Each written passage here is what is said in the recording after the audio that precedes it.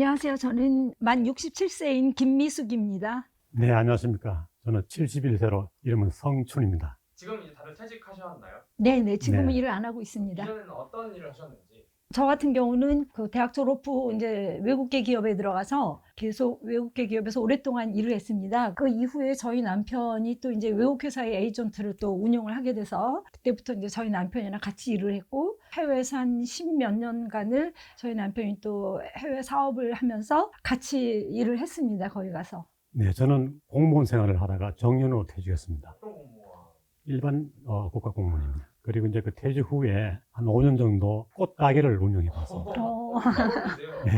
멋진데요. 네. 퇴직하고 나서 운영하신 거죠? 그렇죠. 네. 퇴직하시기 전에 그러면 개인적으로 좀 노후 대비를 해놓으신 것들이 어떤 것들이 있는지. 저 같은 경우는 특별하게 노후에 뭐 이렇게 대비해야 되겠다라고 생각을 해본 적이 없어요. 그러니까는 저희 남편이 이제 사업을 이제 했기 때문에 어쨌든 사업하면서 금액을 충분히 벌었으니까 거기에 대해서는 전혀 뭐 대비를 한다거나 그런 느낌은 없었어요. 벌면서 생활을 하면 된다고 생각을 했고 그래서 특별하게 제가 대비한 거는 없는 것 같습니다. 네, 저도 노후 대비를 하지를 못했습니다. 사실 직장 생활을 하면서 봉급받아 가면서 늘 빠듯하게 그렇게 삶을 살아가면서 여력이 부족해서 준비를 하지 못했습니다. 사실 저는 이제 좀 워커홀릭이에요. 일하는 걸 굉장히 즐기는 사람이었기 때문에 개인적으로 시간을 보내거나 즐기거나 이런 걸 할 줄 잘 몰랐어요, 전혀. 저희 남편이 이제 코로나로 인해서 완전히 이제 사업을 접게 되면서 상실감이 좀 왔었어요. 굉장히 좀 우울하고 힘들더라고요. 그 이후로 저는 이제 혼자서 컴퓨터로 막 일도 찾아가면서 인공지능에 대해서 혼자 온라인으로 공부도 하고 거의 집에서만 몇 년을 지냈었습니다. 그러면서 또 제가 저희 시어머니를 한 몇 년 모셨어요. 치매에 걸리신 시어머니를 몇 년 모시면서 저희 남편은 이제 해외에서 계속 사업 중인 거 저 혼자 들어와서 어차피 이제 밖에 나가기도 이제 힘든 상황이고 그러면서 저는 집에서 이제 컴퓨터로 많이 일을 하고 좀 그랬었습니다. 저는 이제 공무원 근무 쭉 하면서 퇴직이 임박해 오고 공직을 마감하는 그런 즈음에 나름 평생 직장에서 열심히 일을 해왔고 또 한 가정을 이렇게 쭉 끌어왔다는 데에서 잘해왔구나 감사의 그런 마음도 가졌고 또 나름 자긍심도 가졌습니다. 그러면서도 또 한켠에는 소득의 공백이 없는 기나긴 세월을 가족들이 이제 어떻게 그걸 잘 극복하고 살아나갈 수 있을까라는 그런 착잡한 마음도 많이 가졌습니다. 또 한편으로는 이제 퇴직하면은 시간이 많지 않습니까? 그래서 많은 시간을 이용해서 하고 싶었던 거, 못해본 일들을 이제 많이 할 수 있겠다 하는 그런 하나의 그 희망 또는 앞으로 백수가 되면은 많은 걸 또 해볼 수 있지 않냐. 그림도 한번 그려보고 그렇게 이제 준비를 했었죠. 그런 거에 이제 꽃집이 있으셨던 거예요? 그 후로 이제 있었죠. 지금 저는 상당히 바쁜 일정을 가지고 있습니다. 제가 이제 그렇게 우울하고 상실감을 느끼던 중에 한 2023년도쯤에 노인복지관이라는 곳이 있다는 걸 알게 됐어요. 노인복지관에 등록을 하면서부터 제가 이제 자원봉사를 시작하게 된 계기가 됐어요. 그래서 그거를 시작으로 지금은 그 강남의 여러 복지관을 제가 다니면서 스마트폰 교육 그 봉사를 굉장히 많이 하고 있고 지금은 거의 주중에는 월요일부터 금요일까지 아침부터 저녁까지 거의 스케줄이 5개씩 있을 정도로 굉장히 바쁜 일정을 보내고 있어요. 아까도 이제 퇴직하시고 나서 감경도 하시고 뭔가 우울감도 오고 네, 네. 그런 게 좀 많이 도움이 굉장히 많이 도움이 됐어요. 나는 아직도 할 수 있는 일이 많은데 사회에서 나를 원하는 데가 없구나라고 생각하니까 굉장히 힘들고 그랬었어요. 그런데 엄청 바쁘게 생활을 하니까 사람들이 이제 제 건강을 걱정하는 거예요. 그렇게 바쁘게 살다 보면 쓰러진다고 그럴 정도로 하는데 저는 사실 힘들다고 느껴지지 않는 게 이게 제가 원하는 사실은 삶이었거든요. 저는 저를 필요로 하는 사람들을 위해서라면 저는 어디든지 갈 수 있고 어쨌든 제가 하면서 즐거움과 보람을 느끼고 성취감을 느낄 수 있다면 저는 그게 제가 원하는 삶인 것 같아요. 네. 저는 지금 강원도 조그만 텃밭을 하나 어, 마련해서 그 농목 하나 갖다 놓고 와, 좋다. 반농부 시골 생활을 음. 해오면서 지내고 있는데 좀 내력을 이제 말씀드리자면은 처음 이제 퇴직하고 나서 1, 2년의 시간이 금방 가더라고요. 근데 이제 이게 시간이 지나감에 따라서 뭔가 이게 조직에 몸담고 있던 사람이 직장이 없다는 상실감, 맞아. 소외감 이런 것이 굉장히 하나의 그 허탈하게 다가오는 시간이 오더라고요. 그래서 그거를 이제 멘탈로 잘 극복해 나가야 되죠.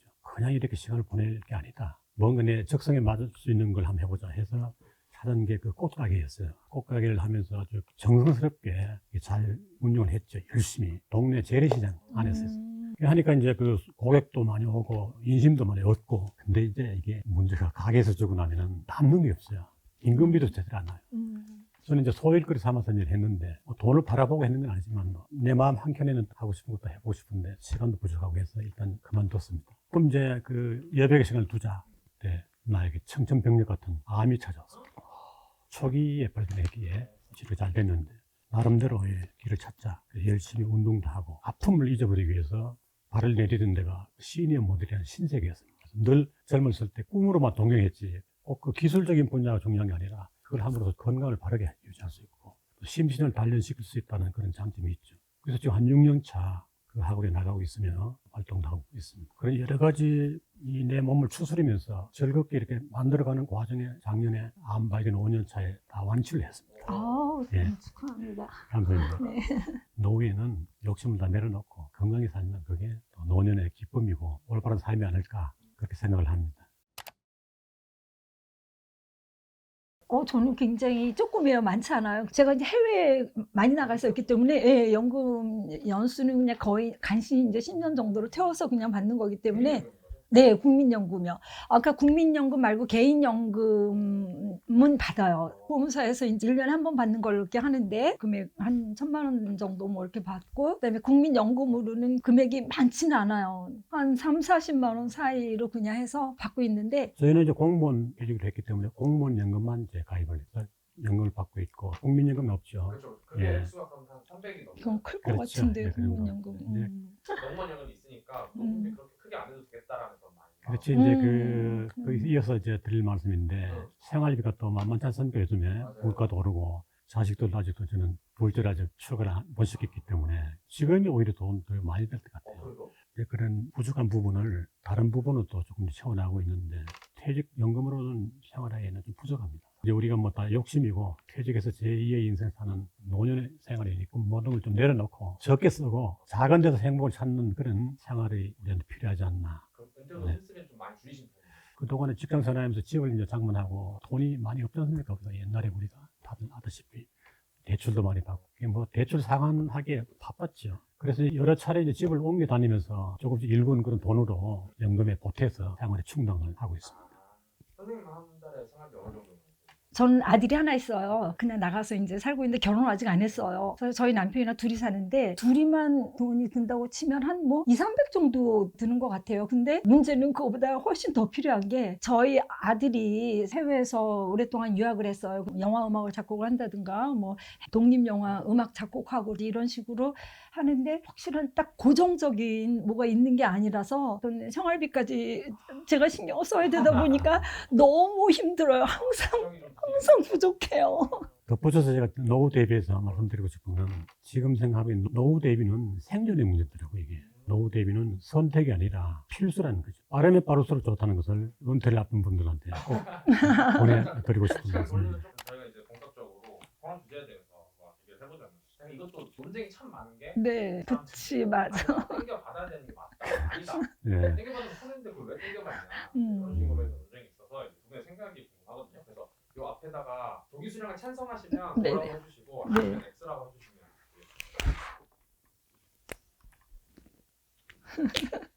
한번 들어주세요.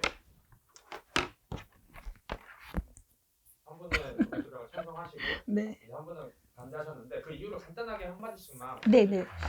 저는 조기 수령하고 그 다음에 이제 제대로 수령하는 거랑 금액 차이가 어느 정도 나는지는 전혀 몰라요. 어쨌든 저희 남편이 이제 사업을 딱 접으면서 들어오는 것들이 이제 완전히 이제 끊겼잖아요. 그러면서 빨리 받는 게 좋겠다. 그리고 또 그 당시 어떤 얘기들이 있냐면 연금이 어느 정도 되면은 이제 더 이상 못 받을 수도 있다. 이게 고갈돼가지고 그런 것도 있고 좀 저는 그냥 받을 수 있을 때 빨리 받는 게 좋겠다라고 생각이 들어서 60살 때 바로 신청했어요. 네네. 그러면 바로 신청하셨고 지금 그렇게 받고 계신. 네네, 지금 맞아요. 선택을 혹시 후회하거나 그러진 않아요? 아니요, 후회하진 않아요. 왜냐면 제대로 받으면 얼마 차이 나는지 모르기 때문에. 그러면 그때 그 선택을 하게 된 좀 주요한 원인은 뭐였어요? 특별한 그런 어떤 계기는 있지 않았지만 돈이 그냥 들어오면 좋겠다라고 생각을 했어요. 들어올 수 있는 돈은 들어오는 게 좋겠다. 빨리 들어오는 게 네, 낫겠다. 네, 네, 네. 국민연금은 공무원연금이나 사학연금 달라가지고 그 선택을 할 수 있지 않습니까? 수령의 나이를. 다 장단점이 있어가지고 이거는 신중히 고려해서 해야 돼요. 자기의 신체 건강이라든지 기대 수명이라는 게 잘 길어지잖아요. 당장 참 먹고 살기 힘든데 무슨 뭐 65세가 기다리냐.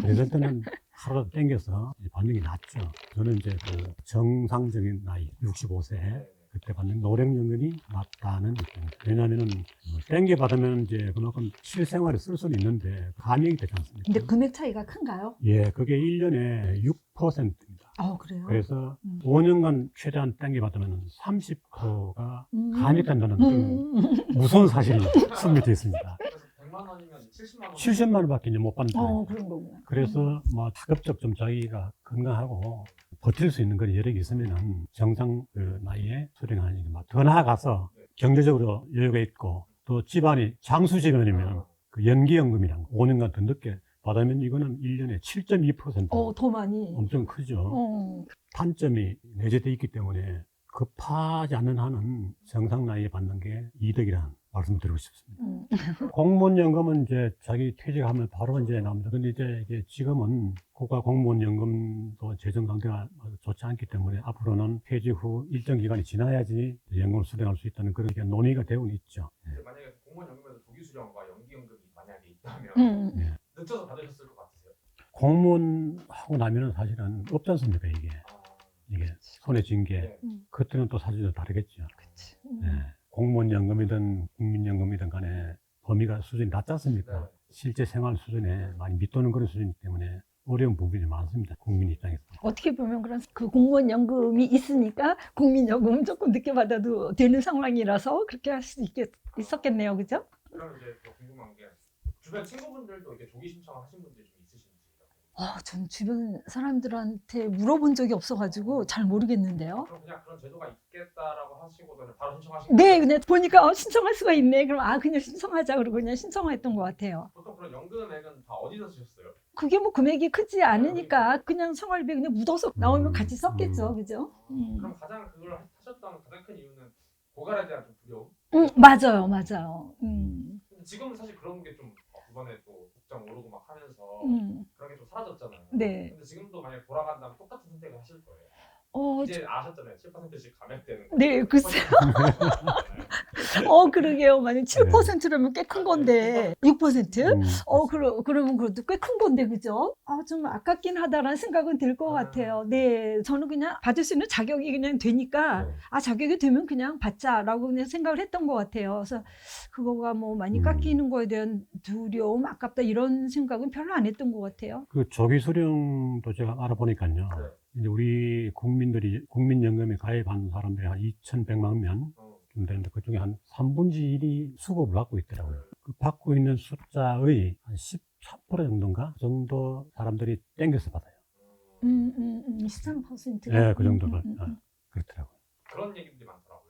내가 미리 땡겨받아서 나는 이 돈으로 주식 투자를 해서 그거보다 더 땡겼다. 많이 하겠다. 네. 거기에 대해서는 어떻게 생각하세요? 지금 생각이라면 그게 충분히 일리가 있다고 생각해요. 그래요? 네네네. 저는 그렇게 할 것 같아요. 그래요? 네네. 선생님 어떻게 생각하세요? 연금을 이제 주식 투자로 활용하는 거에 대해. 저는 그 부분은 좀 무리라고 생각합니다. 일단 그 땡겨서 받은 조기 수령의 그 취지는 목적이 일단 생활에 쓰는 건데 또 뭐 옆에서 나온 경제적인 돈이 있다면 모르겠는데 주로 보면은 조기 수령하는 이유가 생활비에 충당하는 것도 있겠지만 금전적인 투자나 사업 확장 같은 거 그런 목적으로 하는가 봐요. 하는데 투자라는 게 그렇지 않습니까? 확률적으로도 그렇죠. 위험성 있죠. 자기 목표를 달성하기가 어렵죠. 그건 가급적 연금을 받아가지고 그런 목적으로 바람직하지 않다.